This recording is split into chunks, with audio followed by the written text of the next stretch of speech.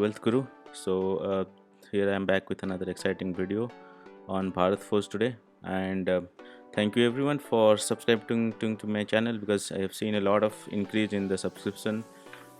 So the conversion rate has been really great.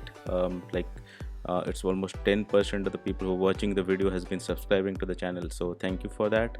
And if you are new to the channel, do not forget to subscribe it so that every time I keep bringing content to help you like where to invest in the Indian stock market, as well as things like cryptocurrency and US stock market, other stuff. So if you're new, just do not forget to subscribe the channel. So the stock I brought for your attention today is Bharat Forge, and there has been a stock recommendation from 5paisa.com on this to buy at a range of 660 to 670 for a target price of close to 738. So definitely it's a huge company and really worth investing if you know the details of the company and the prospects of the company. So what I will cover in this video is to give you a SWOT analysis perspective of how it looks like from a strength, weakness, opportunity and threat standpoint, and is it really worth investing at this point of time.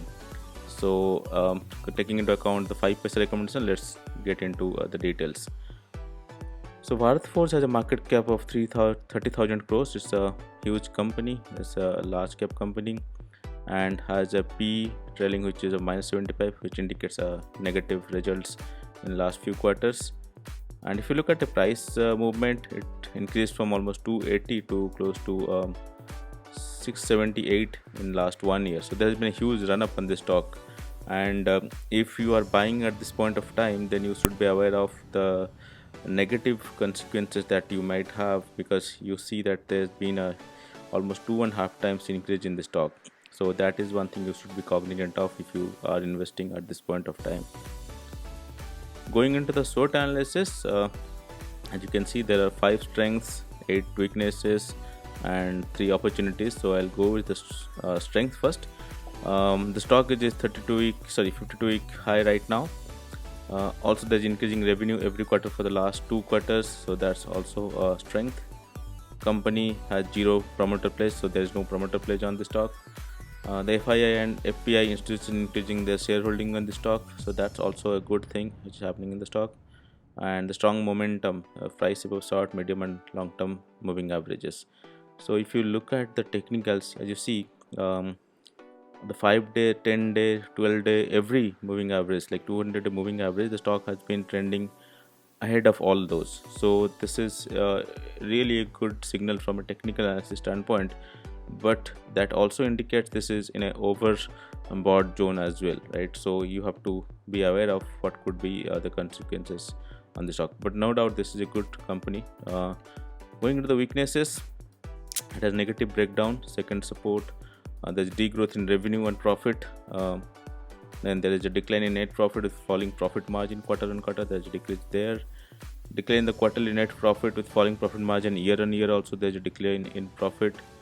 There's degrowth in quarterly revenue and profit in the recent results. That's year on year. Then declining net cash flow. Major fall in the trailing 12-month period net profit, and fall in the quarterly revenue and net profit also. So there are a lot of weaknesses in the stock considering the current stock price. The opportunities is highest recovery from the 52-week low. I just said it's almost 2.5 to 3 times from its 52-week low, and stock has a low P which is less than 10. That's good in a sense, but it's in a negative territory to be precise. RSI indicating price strength as well. In terms of threat, there is no threat such as right now, but the strength and weakness, if you look at the weaknesses are outshining the strengths right now, considering the stock price as well as the quarterly and the yearly results. So that is one thing you need to be cognizant of. Looking at the shareholding pattern, as I said, there is no place of shares. Promoter holds around 45.76%, mutual funds around 10%, FIIs hold around 25%, public holds around 16.84%. So nothing like no issues from a shareholding standpoint, and this is a good company, and the promoters continue to hold it. But taking into account the current price right now, if you are a risk taker, you can really go ahead with the 5 paisa recommendation, and you can go for the 10% upside that they're suggesting. But there is a huge downside risk also, which eventually can take you down to close to 570 to 580, this support range right over here. Alright, so I hope you liked this video and it helped in making a decision in terms of where to invest.